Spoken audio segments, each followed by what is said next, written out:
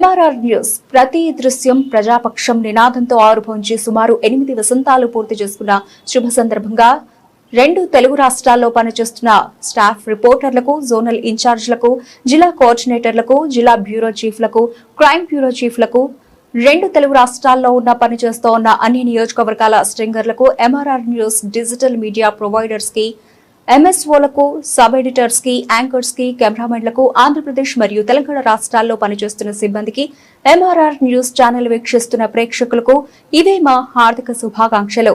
మా ఛానల్ ని వీక్షించండి, లైక్ చేయండి, షేర్ చేయండి, సబ్స్క్రైబ్ చేయండి.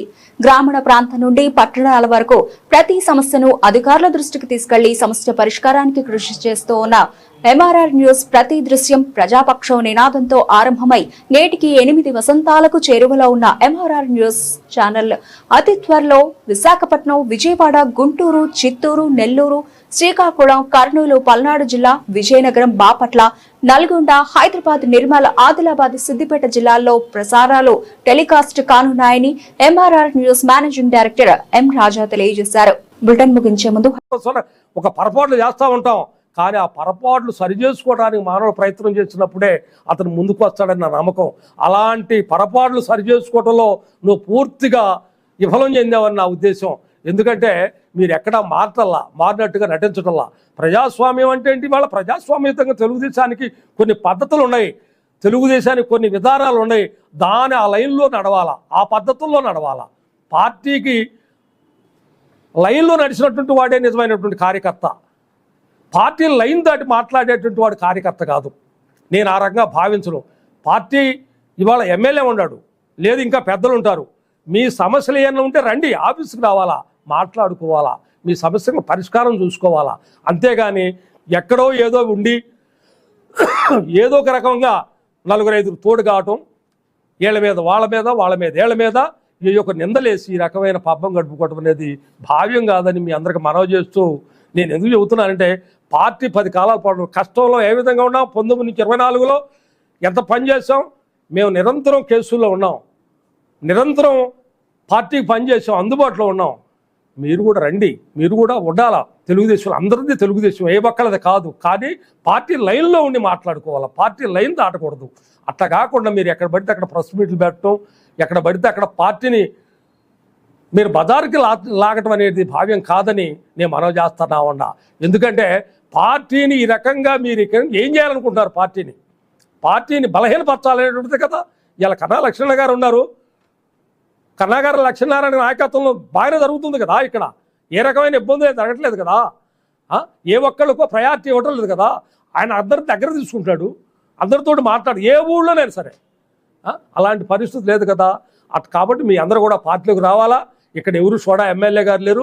దయచేసి ఆయన కూడా బదనాలు చేయటం అది అంత మంచి పద్ధతి కాదని, ఆయన కూడా ఒక సీనియర్ కార్యకర్తగా, ఉపాధ్యక్షుడిగా పార్టీలో పనిచేస్తున్నాడు కాబట్టి ఆయన కాడికి కూడా 4 వస్తుంటారు, పనులు చేయించుకుంటారు. అంత మాత్రాన ఆ రకమైన నిందలు వేయటం భావ్యం కాదని మీ అందరికి మనవి చేస్తూ ఈ అవకాశం ఇచ్చినట్టుకు నేను మనవి చేస్తా ఉన్నా. నేను కట్టావరిపాలెం, సత్తనపల్లి మాజీ మండల ప్రెసిడెంట్గా పనిచేశాను. ఎక్కువ రోజులు తెలుగుదేశంలో పనిచేసినటువంటి కార్యకర్తగా నాకు ఒక అభిప్రాయం ఉంది. ఎక్కువగా అందరికీ తెలిసినగా వాడిగా కూడా ఉండా. రాజకీయాలంటే సేవాభావం అనేది నేను నమ్ముతా. ఆ సేవాభావం ఈనాడు కన్నా లక్ష్మీనారాయణ ద్వారా చూస్తూ ఉన్నా. నేను చాలామంది ఎమ్మెల్యేలు చూశా, నేను కూడా చాలామంది ఎమ్మెల్యేలతో పనిచేశాను, దగ్గరగా ఉండి గమనించాను. కానీ రాజకీయాలంటే సేవాభావం అనేది కన్నా లక్ష్మీనారాయణ గారి దగ్గర పరిపూర్ణంగా ఉందనేది నా విశ్వాసం, నమ్మకం. నా ఒక్కడికే కాదు, ఎక్కువ మంది జనానికి కూడా తెలుసు. ఎందుకంటే ఆయన వారానికి 5 రోజులు అందుబాటులో ఉంటాడు.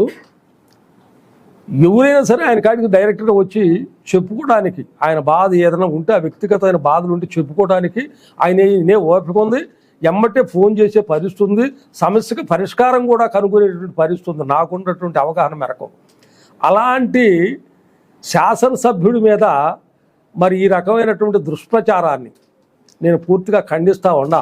ఎందుకంటే ఆయన ఎక్కడ కూడా ఎవరి దగ్గర కూడా ఎలాంటి తప్పులు చేయట్లేదు కదా. ఎవరైనా ఏమైనా ఆయనకు డబ్బులు ఇచ్చారా? ఎక్కడైనా ఏమైనా ఈ కాంట్రాక్టర్లో కానీ ఎక్కడికైనా నిధులు ఇచ్చిన కానీ ఎక్కడ డబ్బులు ఇచ్చారా? సాక్ష్యం ఎక్కడ చెప్పవచ్చు కదా. ఎక్కడ ప్రయోజనాలు పొందాలా, ఏదో ఒక రకంగా అభూత కల్పనలు చెప్పి ప్రయోజనం పొందనటువంటి కొంతమంది కొన్ని రకాలైనటువంటి శక్తులు ఈ దుష్ప్రచారాన్ని పూర్తిగా చేస్తూ ఉండాలని నా నమ్మకం. అలాంటి వాడిని పూర్తిగా ఖండిస్తూ ఉండా. ఎందుకంటే సోడా ఎమ్మెల్యే అంటే ఎవరున్నారు ఆ రోజుల్లో? మీ తండ్రి ఎమ్మెల్యేగా నా టైంలో గెలిచాడు. నేను మండల పార్టీ ప్రెసిడెంట్గా ఉన్నాను. 3600 మెజారిటీతో మండలం వచ్చింది. ఎంతో కష్టకాలంలో పనిచేసాం. ఎక్కడైనా సరే ఏదైనా నువ్వు ఒక పద్ధతి ప్రకారంగా ఎవరేం పనిచేశారు, ఎవరేంటో ఉందా? మీరు చెప్పుడు మాట్లాడటానికి ఎక్కువ అలవాటు పడేటువంటి వ్యక్తులుగా నేను చూసా. అయితే మీరు చేసినటువంటి పరిస్థితులు నేను ప్రత్యేకంగా చెప్పాల్సిన అవసరంలే. ఎందుకంటే ప్రజలే చెప్పుకుంటారు ఆనాడు మీరు చేసినటువంటి వ్యవహార శైలి, మీరు చేసినటువంటి నియంత్రిత పోకడలు, మీరు చేసినటువంటి రాజరికమైనటువంటి ప్రజాస్వామ్యం. మీరు ప్రజాస్వామ్యహితంగా మీరు ఎక్కడైనా సరే శాసనసభ్యుడి దగ్గర అందుబాటులో ఉండి అందరికీ కార్యకర్తలకి ఎక్కడైనా సరే గౌరవం ఇచ్చావా? పెద్దరిక వయసులో మర్యాద ఇచ్చావా? ఎక్కడన్నా సామాజిక పరంగా మర్యాద ఇచ్చావా? ఎక్కడ ఎవరికైనా ఏ పద్ధతిలోనైనా సరే మీ దగ్గర ఆ గౌరవం నేను చూసినట్టుగా నేను భావించాలా. నేను ఇక్కడ నిందారోపణలు చేయదలుచుకోవాలా. వాస్తవాలకు దగ్గరగా ఉండాలా. మారాల మనిషి. ఎప్పుడు జీవితంలో ఒక రకంగా ఉండదు.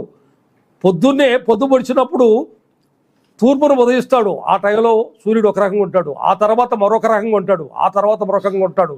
మానవ జీవితం కూడా అదే నేను నమ్ముతా. ఎందుకంటే